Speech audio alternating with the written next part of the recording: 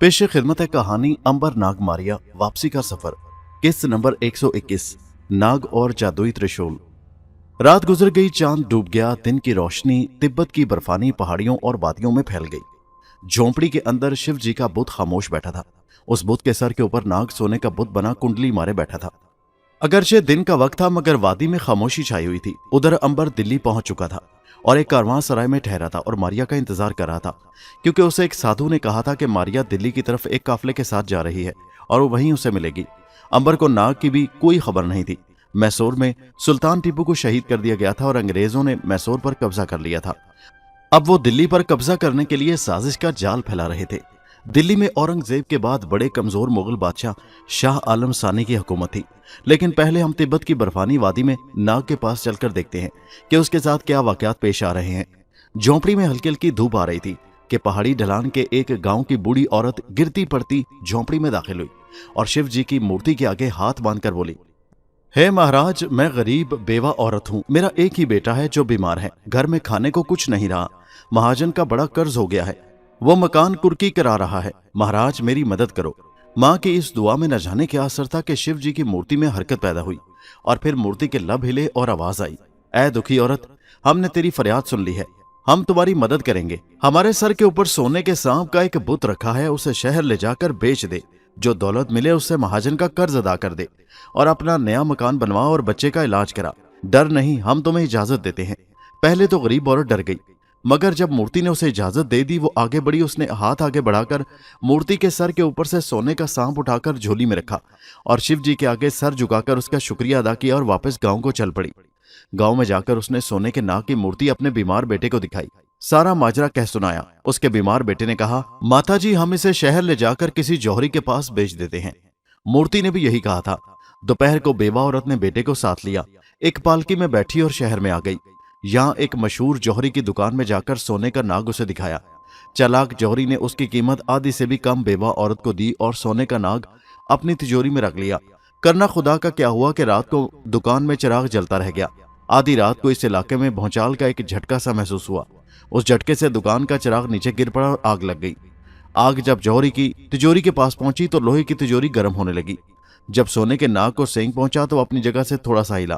उसमें जान पड़ने लगी थी। जब जरा गर्मी पहुंची तो नाग सांप की असली शक्ल में आ गया। उसने देखा कि तिजोरी गर्म हो रही है और वो उसके अंदर बंद है। उसे तिजोरी का वो सुराख नजर आया जिसमें चाबी लगाई जाती थी। नाग उस सुराख में से रेंग कर बाहर निकल आया। नाग ने वो रात उस छोटे से शहर के एक बाग में गुजार दी। वो मैसूर के शहर से अंबर से जुदा हुआ था, जहां वो दिल्ली की तरफ मारिया की तलाश में जाने वाले थे। उसे यकीन था कि अंबर जरूर दिल्ली ही गया होगा। बस दूसरे दिन नाग दिल्ली की तरफ रवाना हो गया।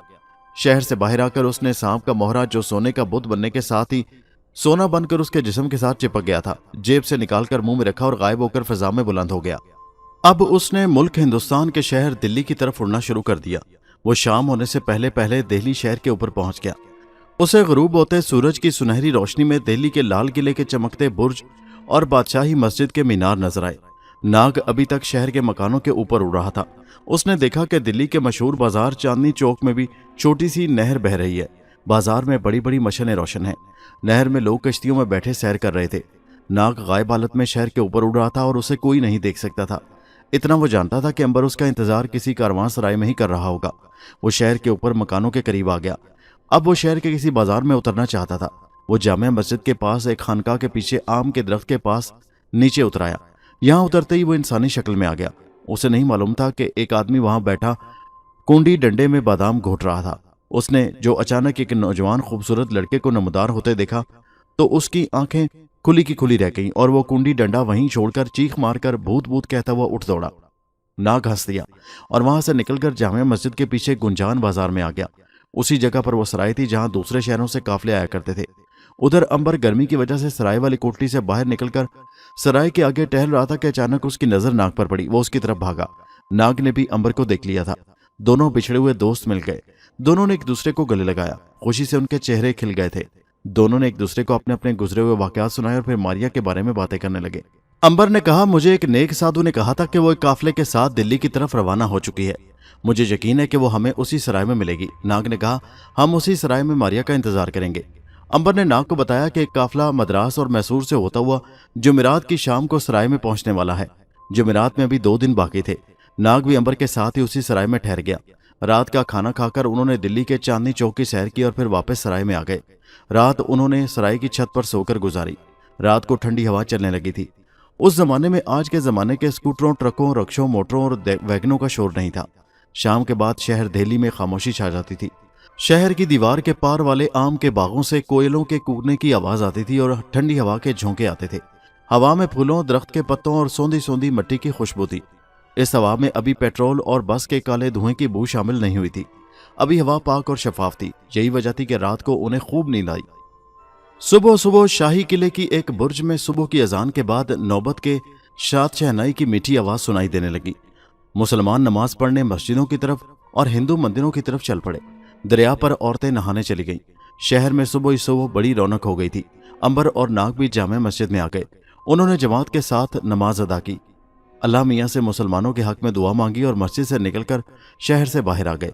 शहर के बड़े दरवाजे दिन चढ़ते ही खोल दिए गए। शहर से बाहर इमली वाली पहाड़ी की कच्ची सड़क के पास एक बाग था। यही वो बाग था जहां आगे जाकर 100 साल बाद मुगल कमजोर और बुज़दिल शहजादों का अंग्रेजों ने कत्लेआम करना था। दोनों दोस्त बाग में एक जगह घास पर बैठ गए। अंबर ने कहा, कितनी अजीब बात है कि जो वाकयात आज से 100 साल बाद होने वाले हैं हमें वो मालूम है, बल्कि उनके ऊपर से गुजर कर यहाँ तक पहुंचे हैं। अगर हम किसी को बताएं कि हम जानते हैं कि जिस जगह हम बैठे हैं यहाँ 4 मुगल शहजादों की लाशें पड़ी होंगी तो वो कभी यकीन नहीं करेगा। नाग ने मुस्कुराकर कहा, हाँ, कोई यकीन कर भी नहीं सकता, ये बात ही ऐसी है।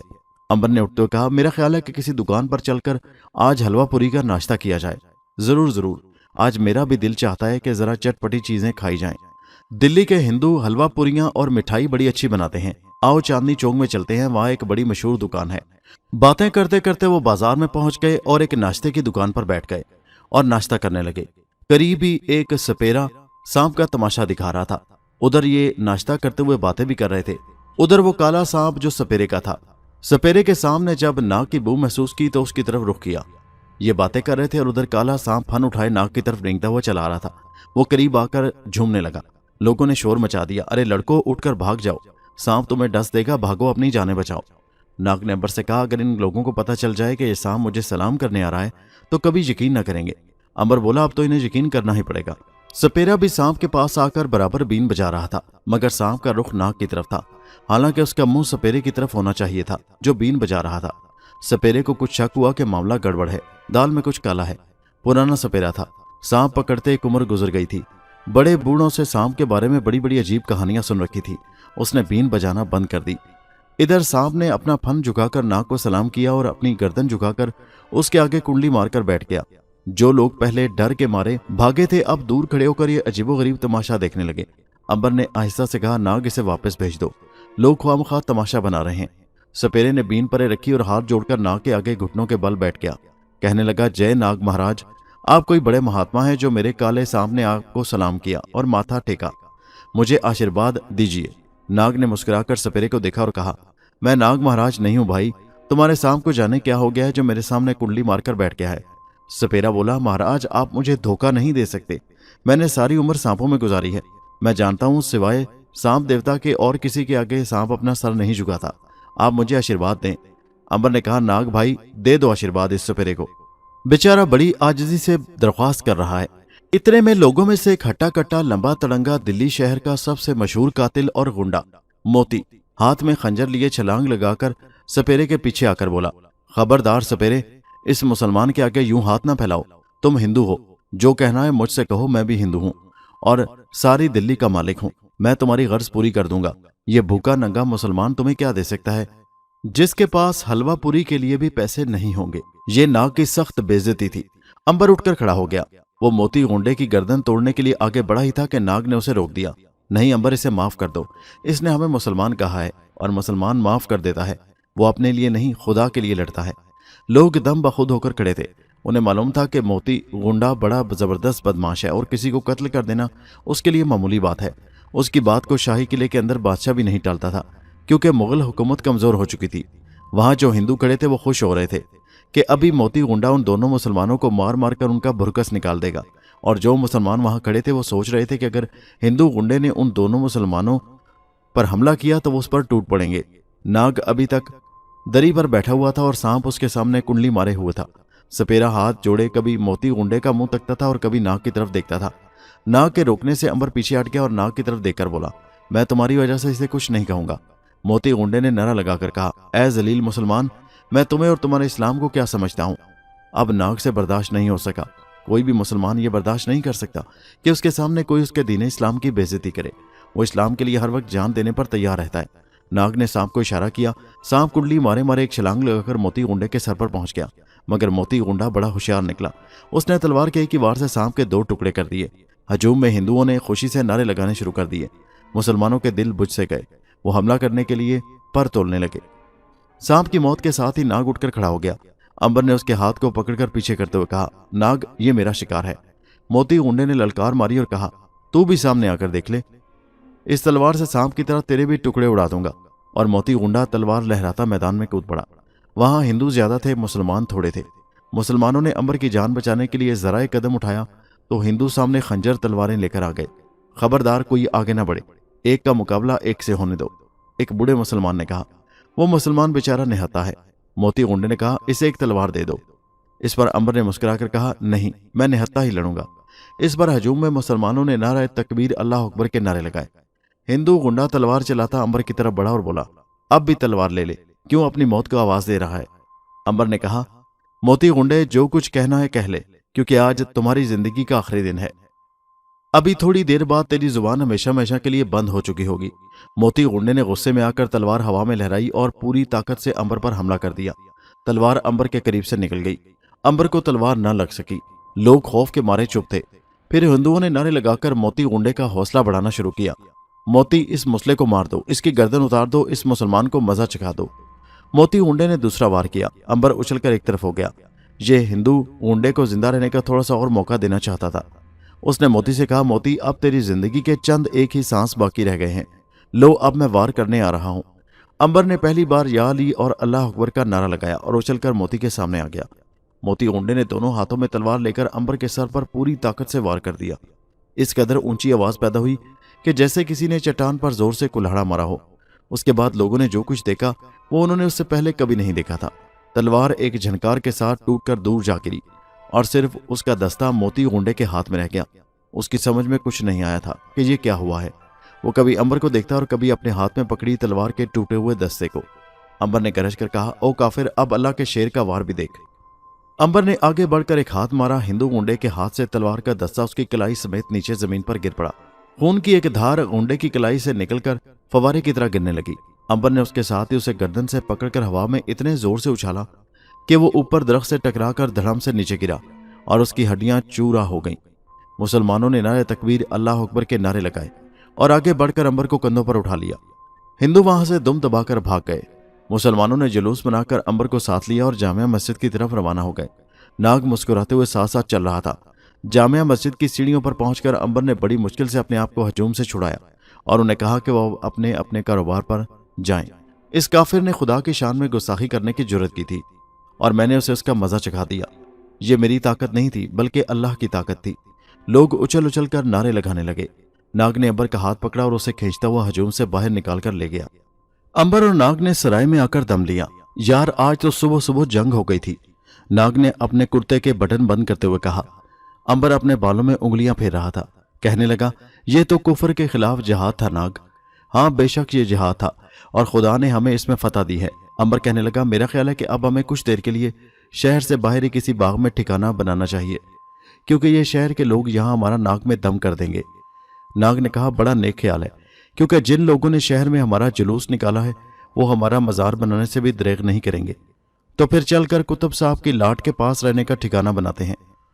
जब काफिला आएगा तो यहाँ मारिया को देखने वापस आ जाएंगे।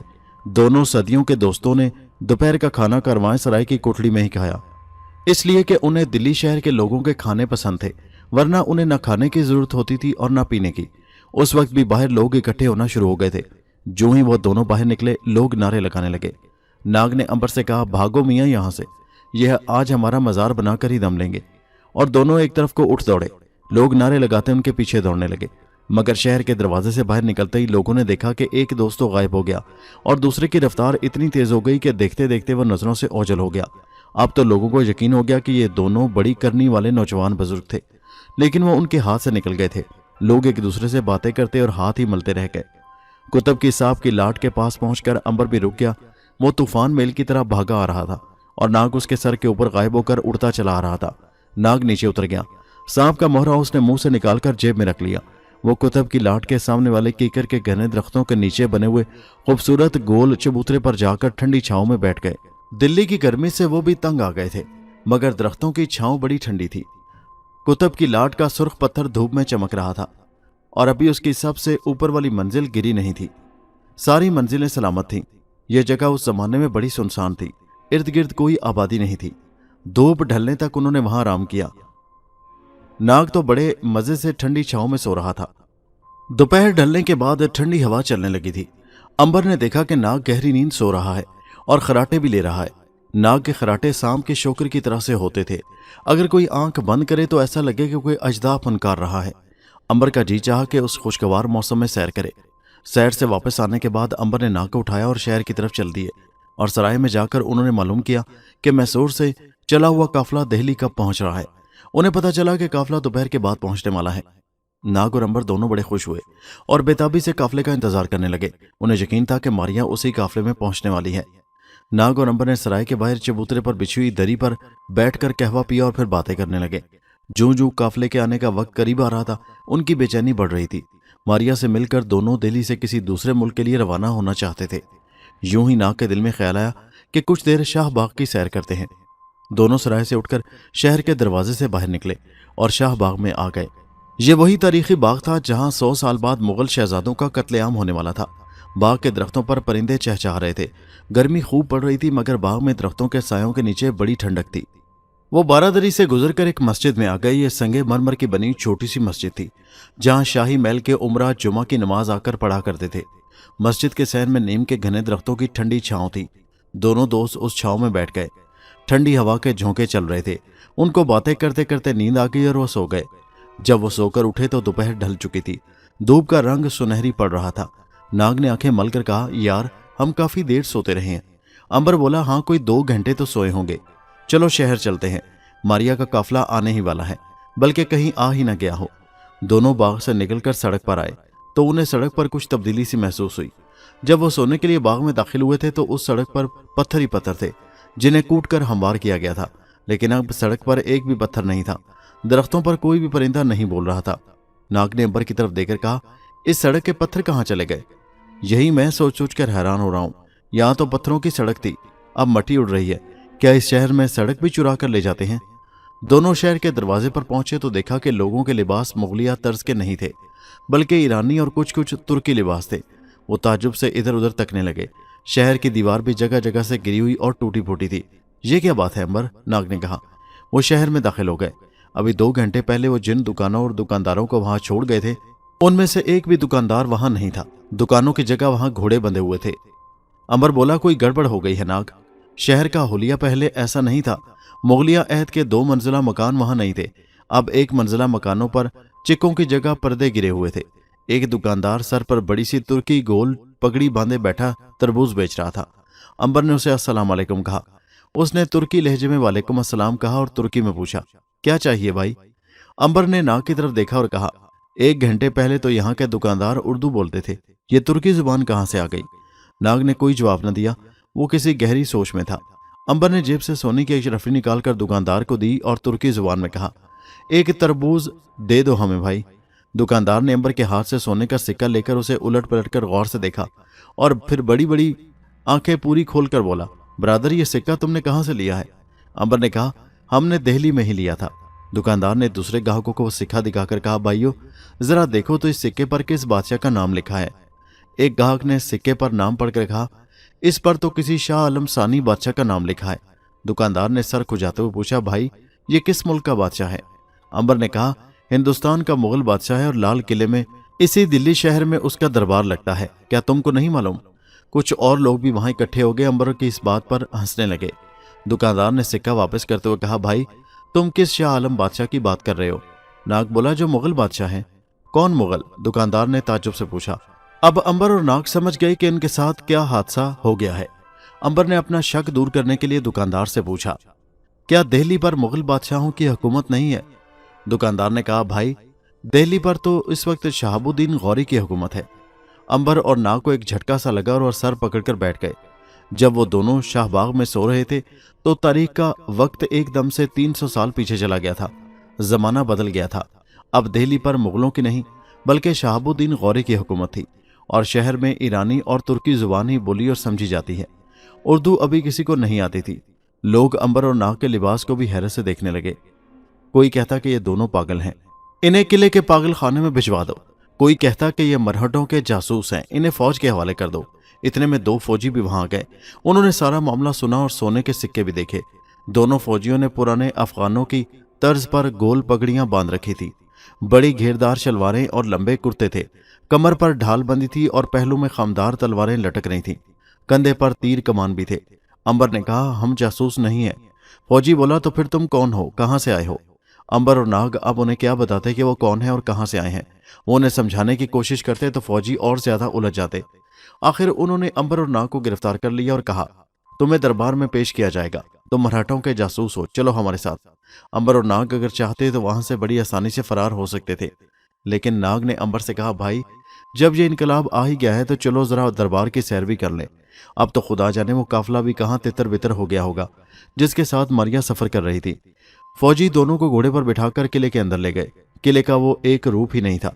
ये एक आरजी सा किला लगता था जिसकी दीवारें यूं ही बड़े बड़े पत्थर रखकर उठाई गई थीं, और ये उस जगह पर नहीं था जहां बाद में मुगल बादशाहों ने किला बनाया। भूरे रंग के पत्थरों का एक महल किले के अंदर बना हुआ था। इस महल में शहाबुद्दीन गौरी का गवर्नर दरबार लगाता था। गौरी जो कि शुमाली हिंदुस्तान में अपनी सल्तनत कायम कर चुका था, उस वक्त मराठों के साथ जंग करने इलाहाबाद की तरफ गया हुआ था, जहां मराठों का एक लश्कर दिल्ली पर हमला करने के लिए आ रहा था। गवर्नर के सामने अंबर और नाग को पेश किया गया। गवर्नर ने गौर से उन दोनों को देखा और वही सवाल किया कि तुम कौन हो? अगर सच सच बता दोगे तो तुम्हारी जान बख्शी कर दी जाएगी। अंबर ने कहा, जनाबे वाला, हम मुसलमान हैं और शाहबाग में सो रहे थे। जब उठे तो वहां एक चबूतरे पर हमें ये सोने के सिक्के मिले। हम मुल्क मिस्र के रहने वाले हैं, इससे ज्यादा हम कुछ नहीं जानते। अंबर ने गवर्नर को यह नहीं बताया कि वो तारीख के साथ साथ सफर कर रहे हैं और शाहबाग में सोते सोते शाह आलम सानी का अहद निकल गया था और वो 300 बरस पीछे चले आए हैं, क्योंकि ये अंबर, नाग और मारिया का वापसी का सफर था और वो वापसी 5000 साल पुराने मिस्र की तरफ सफर कर रहे थे। गवर्नर को उनकी बात पर यकीन न आया। उसने हुक्म दिया कि जब तक सुल्तान गौरी जंग से वापस नहीं आते इन जासूसों को कैद में डाल दिया जाए। अंबर और नाग को किले के एक तहखाने में बंद कर दिया गया। नाग बोला, अब क्या इरादे हैं? इस गवर्नर ने हमारे साथ जो सलूक करना था कर चुका। अब हम यहाँ कैद खाने में वक्त जाया नहीं कर सकते। हमें मारिया को भी तलाश करना है। बात ठीक थी और अंबर की समझ में आ रही थी। वो बोला, तो फिर चलो अभी यहाँ से निकल चलते हैं। हमारे लिए फरार होना कौन सी मुश्किल बात है। अभी वो ये बातें कर ही रहे थे कि तहखाने का दरवाजा खुला और 2 सिपाही अंदर आ गए। उन्होंने अंबर से कहा कि गवर्नर खाकान ने उन्हें अभी बुलाया है। अंबर ने नाग की तरफ देखा। नाग ने कहा, चलो मुलाकात करने में क्या हर्ज है। इस पर एक सिपाही ने पलटकर गुस्से से कहा, ये तुम किस जुबान में बात कर रहे हो? नाग ने कहा, मैं एक ऐसी जुबान में बात कर रहा हूं जो आज से 300 साल बाद इस मुल्क में बोली जाएगी और जिसका नाम उर्दू होगा। सिपाही ने कहा, तुम्हें यह जुबान कैसे आ गई? नाग बोला, ये राज तुम नहीं समझ सकोगे। चलो गवर्नर खाकान के पास चलते हैं। उस वक्त अंबर और नाग को खाकान आजम के कमरे खास में पेश कर दिया गया। खाकान आजम कुछ परेशान था और हाथ पीठ पर रखे टहल रहा था। अंबर और नाग को देखकर उसने सिपाहियों को इशारा किया कि वो चले जाएं। जब कमरे खास में वो तीनों अकेले रह गए तो खाकान आजम ने अंबर की तरफ देखकर अपनी कमर में से अचानक चमकता हुआ खंजर निकाल लिया और अंबर की तरफ उसकी नोक करके कहा, मैं जानता हूं तुम दोनों मरहटों के जासूस हो, लेकिन तुम मुसलमान भी हो, हम भी मुसलमान हैं। इस वक्त मरहटों की तरफ से दिल्ली की इस्लामी सल्तनत को सख्त खतरा है।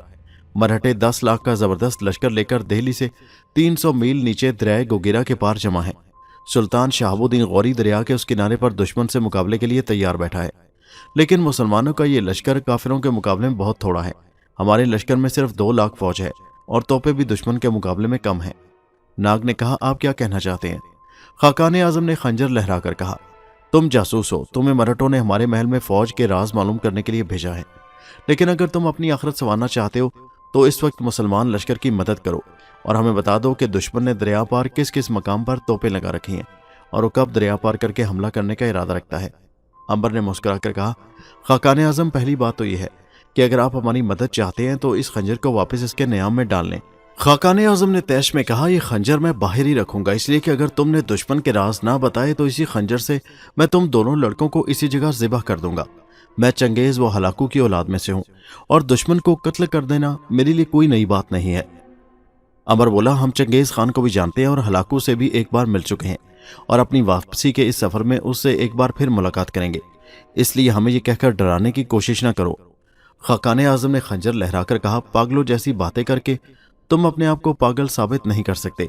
हमें मालूम है कि तुम पागल नहीं हो और मराठों की जासूसी करने यहाँ आए हो। अब जल्दी बताओ, मराठों ने दरिया पार अपनी तोपें कहाँ लगा रखी हैं? अब तो अंबर और नाग दोनों को भी गुस्सा आ गया। असल में खाकान आजम को बात करने का तरीका नहीं आया था। उसे प्यार और मोहब्बत से काम निकालना चाहिए था, लेकिन वो उल्टी खोपड़ी का आदमी था और अंबर की खोपड़ी भी उलट गई। उसने आगे बढ़कर खाकान के हाथ से खंजर झटक कर परे फेंक दिया। ये गुस्ताखी ऐसी थी कि जिसकी सजा कत्ल के सिवा और कुछ नहीं थी। खाकान पीछे हटा और दीवार के साथ लगी तलवार खींचकर अंबर पर हमला कर दिया। अंबर ने वार अपने बाजू पर ले लिया। तलवार अंबर के बाजू से टकराकर टूट गई। खाकान आजम दंग सा होकर रह गया। उसने ख्याल किया कि हो सकता है कि इस नौजवान ने आस्तीन के नीचे लोहे की पोस्तीन पहन रखी हो। उसने दूसरी तलवार दीवार से उतार ली। अंबर ने कहा, सुनो खाकान, तुम अपनी फौज की सारी तलवारें भी ले आओ तो मेरे जिस्म पर एक खराश तक न डाल सकोगे, इसलिए कि मैं तुम्हारी तलवारों और नेजों से बुलंद हूं। नाग बोला, और मैं तुम्हारे सर से भी बुलंद हूं। अगर मैं चाहूं तो तुम्हें इसी जगह खड़े खड़े हाथी की सूंड में लपेटकर फर्श पर पटक कर हलाक कर सकता हूं, मगर हम ऐसा नहीं करेंगे। अंबर ने कहा, इसलिए कि तुम भी मुसलमान हो और हम भी मुसलमान हैं, और मुसलमान आपस में भाई भाई होता है और एक दूसरे की मदद करता है। खाकान आजम की समझ में कुछ नहीं आ रहा था कि ये नौजवान लड़के किस किस्म की बातें कर रहे हैं। एक बात पर वो जरूर हैरान था कि अंबर पर तलवार के वार ने असर क्यों नहीं किया था। उसके कुर्ते के नीचे लोहे की जाली भी नहीं थी। उसने अंबर से कहा, क्या तुम जादूगर हो? नाग बोला, हाँ, हम मुल्क मिस्र का पुराना जादू जानते हैं। मैं जादू के जरिए गायब भी हो सकता हूँ। और इतना कहते ही नाग ने मोहरा निकालकर मुंह में रखा और गायब हो गया। खाकान आजम आंखें मल कर इधर उधर तकने लगा कि नाग कहाँ गायब हो गया है। नाग ने मोहरा मुंह से निकाला और फिर जाहिर हो गया। अब तुम्हें हमारी ताकत का यकीन आ गया होगा। अब तुम गौर करो कि हमें किसी काफिर के लिए जासूसी करने की क्या जरूरत थी, और अगर हम चाहते तो तुम्हारी कैद से भी बआसानी निकल सकते थे, लेकिन हम चाहते हैं कि पहले हम पर जो जासूसी का इल्जाम लगाया गया है उसे वापस लिया जाए। खाकान आजम समझ गया कि ये दोनों कोई बहुत बड़े जादूगर हैं और इनसे बड़ा काम लिया जा सकता है। उसने मुस्कुराकर कहा, मैंने तुम पर जो जासूसी का इल्जाम लगाया था उसे वापस लेता हूं। अब बताओ, तुम एक मुसलमान सल्तनत के लिए, इस्लाम के लिए काफरों की फौज के राज हमें लाकर दोगे? अंबर ने कहा, हम ये काम करेंगे, मगर ना तुम्हारे लिए और ना शहाबुद्दीन गौरी के लिए, बल्कि सिर्फ इस्लाम और मुसलमानों के लिए। खाकान आजम ने अंबर से हाथ मिलाते हुए कहा, हमें ऐसे ही जानिसार और सच्चे मुसलमानों की जरूरत है, जो किसी शख्स या लालच के लिए नहीं, बल्कि सिर्फ इस्लाम और इस्लाम के लिए जहाद करें। मेरे साथ आओ, मैं आज ही तुम्हें खास दस्ते के साथ सुल्तान की खिदमत में रवाना करता हूं। अंबर ने कहा, लेकिन क्या आप हमें एक बात बता सकते हैं? जरूर पूछो, तुम कौन सी बात पूछना चाहते हो? अंबर ने कहा, क्या तुम्हें मालूम है कि मैसूर से जो काफले दिल्ली की तरफ आते हैं वो किस कारवां सराय में ठहरते हैं? खाकान आजम के माथे पर बल आ गया। उसने कहा, ऐ नौजवान, तुमने फिर मेरे दिल में शक डालने वाला सवाल पूछा है। तुम्हें मालूम नहीं कि मैसूर का इलाका हमारे दुश्मन मराठों का इलाका है और उधर से किसी काफले के दिल्ली आने का सवाल ही पैदा नहीं होता। नाग ने कहा, असल बात यह है कि आज से 300 साल पहले हमारी एक बहन जिसका नाम मारिया है, उस काफले में दिल्ली के लिए रवाना हुई थी। हम उसकी तलाश में हैं। खाकान आजम ने सर झटक कर कहा, वैसे किसी किसी वक्त मुझे शक पड़ता है कि तुम सचमुच पागल हो, क्योंकि जो काफला मैसूर से आज 300 साल पहले चला था, यह कैसे हो सकता है कि वो अभी तक दिल्ली की तरफ आ रहा हो? अंबर ने मुस्कुराकर कहा, ऐसा हो सकता है। अगर आप हमारी जगह होते तो आप भी कहते कि ऐसा हो सकता है। खाकान आजम ने कहा, तो फिर आप जादूगर होकर भी ये पता नहीं चला सकते कि वो काफला इस वक्त कहाँ होगा? खाकान ने यह बात मजाक में कही थी। नाग ने कहा, ठीक है, हम जादू के जरिए पता चला लेंगे। उसी वक्त एक तेज रफ्तार दस्ता तैयार किया गया और अंबर और नाग को उस दस्ते के साथ रवाना कर दिया गया। ये एक तूफानी सवारों का दस्ता था। दिल्ली शहर से निकलते ही बरक रफ्तार घोड़ों ने हवा से बातें करना शुरू कर दी। 10 मील के बाद एक पड़ाव आया जहां ताजा दम घोड़े पहले ही से तैयार खड़े थे। उन घोड़ों पर सवार होकर ये लोग आगे रवाना हो गए। इसी तरह मंजिलें तय करते करते और एक रात नजीबाबाद की शाही सराय में आराम करने के बाद दूसरे रोज ये तूफानी सवार शहाबुद्दीन गौरी के लश्कर में पहुंच गए। बिगल बजाकर शाही दस्ते की आमद का ऐलान कर दिया गया। दस्ते का कमानदार उसी वक्त सुल्तान की खिदमत में उसके शाही खैमे में हाजिर हुआ और अंबर और नाग को पेश करते हुए गवर्नर दिल्ली खाकान आजम का खत दिया। अंबर और नाग ने देखा कि सुल्तान का खैमा बड़ा सादा था। अगरचे सुल्तान शहाबुद्दीन गौरी एक अजीम शान बादशाह था, लेकिन उसका खैमा एक सीधे और सच्चे मुसलमान सिपाही की तरह का था। सुल्तान के चेहरे पर जलाल टपक रहा था, लेकिन उस वक्त चेहरे पर परेशानी थी। उसने खाकान का खत पढ़कर अंबर और नाग की तरफ गहरी नजर डाली। अंबर भी सुल्तान को उसी नजर से देख रहा था। उसने 5000 साल के सफर में सैकड़ों बड़े बड़े आलीशान बादशाह देखे थे, ऐसे बादशाह कि जिनको देखकर लोग गश खाकर गिर पड़ते थे और जिनके एक इशारे पर सैकड़ों लोग कत्ल कर दिए जाते थे। सुल्तान शहाबुद्दीन गौरी भी समझ गया कि ये दोनों नौजवान कोई मामूली इंसान नहीं है। उनके चेहरों पर एक खास किस्म की पुरस्कार चमक थी जो उन्हें दूसरे आम लोगों से अलग कर रही थी। सुल्तान ने दोनों को बैठने का इशारा किया और सिपाहियों को खेमे से बाहर भिजवा दिया। अंबर और नाग खेमे की दीवार के साथ लगे गद्दों पर बैठ गए। सुल्तान भी तख्त पर बैठ गया। उसने अंबर से पूछा, क्या तुम मुसलमान हो और मिस्र के रहने वाले अरब हो? अंबर ने कहा, जी हाँ, हम मुसलमान हैं और मिस्र के रहने वाले हैं। मेरा नाम अंबर है और मेरे दोस्त का नाम नाग है। सुल्तान ने कहा, लेकिन तुम्हारे नाम तो काफिरों जैसे हैं। अंबर ने कहा, असल में हमारे नाम शुरू से ही यही हैं और हम एक दूसरे को इसी नाम से पुकारते हैं। सुल्तान ने पूछा, तुमने कब और कहाँ इस्लाम कबूल किया था? अंबर बोला, आज से 700 बरस पहले हमने दमिश्क में एक नेक दिल बुजुर्ग के हाथ पर इस्लाम कबूल करके कलमा पढ़ा था। सुल्तान खामोश रहा। अपने खत में दिल्ली के गवर्नर ने उसे यह भी लिखा था कि ये दोनों नौजवान कभी कभी पागलों जैसी बातें करना शुरू कर देते हैं। इन बातों पर ध्यान न फरमाइएगा और असल बात कीजिएगा इनके साथ। सुल्तान टहलने लगा, फिर रुक कर बोला, क्या तुम खुदा को हाजिर नाजिर जानकर कह सकते हो कि तुम काफिरों के जासूस नहीं हो? नाग बोला, अव्वल तो हमें आपके सामने अपने आप को बेगुनाह साबित करने की जरूरत ही नहीं है, क्योंकि हमें आपसे कोई गर्ज नहीं, मतलब आपको हमसे है। इसके बावजूद हम इस्लाम और सिर्फ इस्लाम की खिदमत के लिए आपके पास आए हैं। सुल्तान शहाबुद्दीन के सामने आज तक किसी की जुर्रत नहीं हुई थी कि इस किस्म की बात करता। उसे एकदम गुस्सा आ गया। उसका हाथ एक बार अपनी तलवार के कब्जे पर गया, लेकिन फिर उसकी गिरफ्त ढीली हो गई। जाने क्यों सुल्तान को अंबर और नाग की सच्चाई पर यकीन होने लगा था। उसने गहरा सांस लेकर कहा, इस वक्त हम दिल्ली की इस्लामी सल्तनत को बचाना चाहते हैं। हमारे सिपाहियों के दिल इस्लाम के जज्बे से सरशार हैं, लेकिन मराठों की तादाद हमसे कई गुना है और उनके पास हजारों तोपे भी हैं।